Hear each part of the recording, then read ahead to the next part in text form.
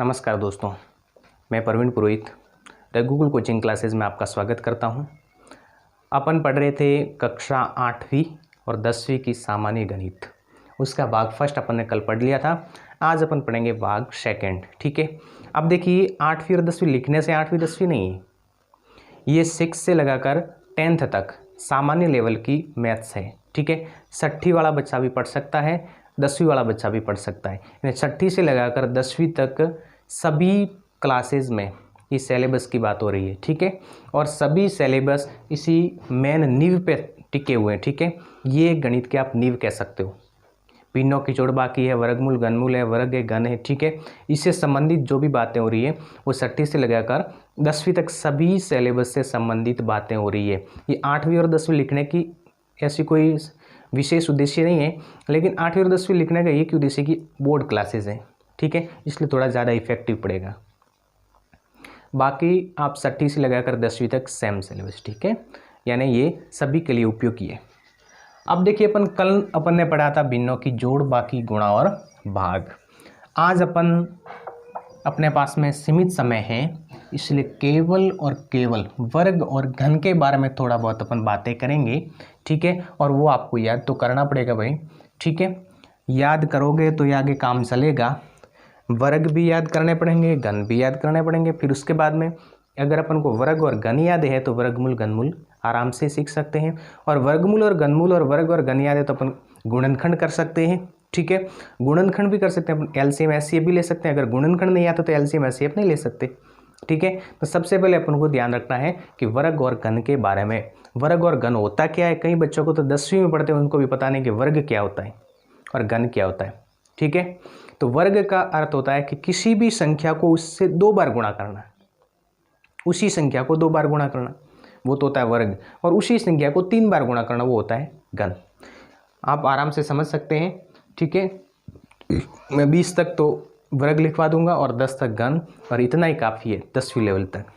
अगर ये कंफर्म आपको याद है तो आप कोई गुणनखंड में आप 20 में नहीं रह सकते। ठीक है, और गुणनखंड आप कर सकते हो तो आप एलसीएम एचसीएफ भी निकाल सकते हैं। ठीक है, अब देखिए सबसे पहले अपन वर्ग के बारे में देखेंगे। ठीक है, तो संख्या और ये वर्ग, यहाँ पे आपको ये कि ध्यान रखना है, एक वर्ग का आता है इसके और 2 बार गुणा करना, तो ऊपर लिखेंगे अपन 2। किसी भी संख्या जैसे कि 2 है उसका 2 लिखा हुआ है तो उसको 2 बार गुणा करना होता है। जैसे कि 5 है उसको 2 लिखा हुआ है तो इसको 2 बार गुणा करना होता है, 5 को 2 बार गुणा करना। ठीक है, ये होता है वर्ग। तो देखिए 1 का वर्ग कहने का मतलब 1 को 2 बार गुणा करना, कितना आ जाएगा 1। ये आपको ध्यान रखना है कि हमेशा 1 है उसकी चाहे घात कितनी भी हो, 1 की घात 100 लिखो, चाहे 1 की घात 50 लिखो, 1 की घात 5 लिखो, चाहे 1 की घात 0 लिखो, आंसर हमेशा 1 ही आएगा। ठीक है, फिर इसके बाद में देखिए 2 का वर्ग, 2 को 2 बार गुणा करोगे कितना आ जाएगा, 2 दूनी 4। 3 का वर्ग, 3 को 2 बार गुणा करोगे कितना आ जाएगा, 3 3 9।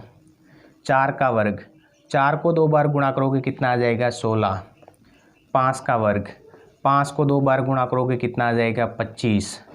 6 का वर्ग, 6 को 2 बार गुणा करने पर कितना आ जाएगा, 37। 7 का वर्ग, 7 को 2 बार गुणा करने पर कितना आ जाएगा, 49। 8 का वर्ग, 8 को 2 बार गुणा करने पर कितना आ जाएगा, 64 64। 9 का वर्ग, और 9 को 2 बार गुणा करने पर कितना आ जाएगा, 81। और 10 का वर्ग, 10 को 2 बार गुणा करने पर 100 आ जाएगा। ये तो था 10 तक वर्ग, संख्या वर्ग। 11 का वर्ग, 11 को 2 बार गुणा करने पर कितना आता है, 121। 12 का वर्ग, 12 को 2 बार गुणा करने पर कितना आ जाएगा, 144। 13 का वर्ग, 13 को 2 बार गुणा करने पर कितना आ जाएगा, 169 169। 14 का वर्ग, 14 को 2 बार गुणा करने पर कितना आ जाएगा, 196। 15 का वर्ग, 15 को 2 बार गुणा करने पर आ जाएगा 225। 16 का वर्ग, 16 को 2 बार गुणा करने पर आ जाएगा 256। 17 का वर्ग, 17 का वर्ग 17 का से गुणा करने पर आ जाएगा 289। और 18 का वर्ग, 18 से गुणा करने पर आपके आ जाएगा 324। और 19 का वर्ग, 19 से गुणा करने पर आपके 2 बार गुणा करने पर क्या आ जाएगा 361 और 20 का वर्ग 20 से गुणा करने पर 400 आ जाएगा। ये तो है आपके 20 तक वर्ग। कन्फर्म याद रखना अपन को, ठीक है। 1 का वर्ग 1 होता है, 2 का वर्ग 4। अगर आपको डायरेक्ट पूछ लेगा 16 का वर्ग तो 256 होता है, 18 का वर्ग तो 324 होता है, 19 का 361 होता है। डायरेक्ट आपको ऐसे याद होना चाहिए, ठीक है। ये आपको ध्यान रखना है। केवल 20 तक, आगे आपको याद करने की आवश्यकता ही नहीं है, बिल्कुल आवश्यकता नहीं है। केवल 20 तक आप याद रखो, ठीक है।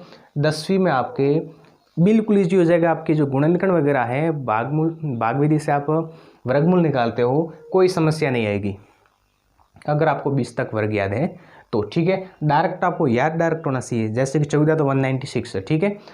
कोई प्रॉब्लम नहीं है, अपन आप याद कर सकते हैं। फिर है संख्या और घन।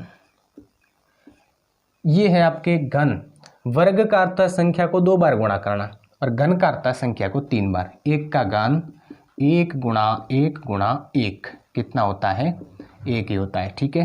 2 का घन 2 गुणा 2 गुणा 2 कितना हो जाएगा 8 हो जाएगा। 3 का घन 3 गुणा 3 गुणा 3 कितना हो जाएगा 27 हो जाएगा। 4 का घन 4 गुणा 4 गुणा 4 कितना हो जाएगा 64 हो जाएगा। 5 का घन 5 गुणा 5 गुणा 5 कितना हो जाएगा 125 हो जाएगा। 6 का घन 6 गुणा 6 गुणा 6 कितना हो जाएगा 216 हो जाएगा। 7 का घन 7 गुणा 7 गुणा 7 कितना हो जाएगा 343 हो जाएगा। 8 का घन कितना हो जाएगा 8 गुणा 8 गुणा 8 कितना हो जाएगा 512 हो जाएगा। 9 का घन आ जाएगा 9 गुणा 9 गुणा 9 कितना आ जाएगा 729 हो जाएगा। और 10 का घन 10 गुणा 10 गुणा 10 कितना हो जाएगा 1000 हो जाएगा। ये था आपके घन, ठीक है। पहले अपन ने वर्ग 20 तक याद करना है, घन है वो 10 तक याद करना है। इससे आगे आपको याद करने की आवश्यकता नहीं है। कल अपन पढ़ेंगे वर्गमूल और घनमूल निकालना। वर्गमूल और घनमूल आने के बाद में फिर अपन अगला टॉपिक लाएंगे गुणनखंड का, ठीक है। गुणनखंड अगर आपको समझ में आ जाए फिर उसके अगला टॉपिक आ जाएगा LCM SCF का, लसअप और मसअप ज्ञात करने का, ठीक है। ये आपके नॉर्मली आपके सब तैयार हो जाएगा।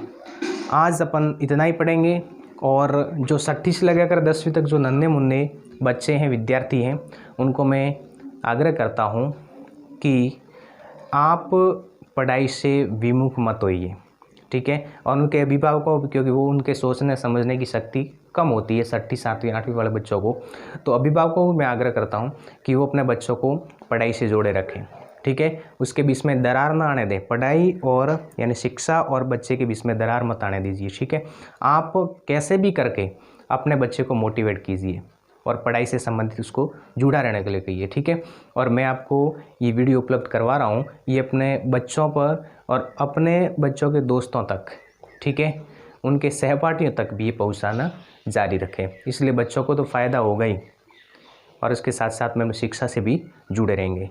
इसी के साथ में धन्यवाद।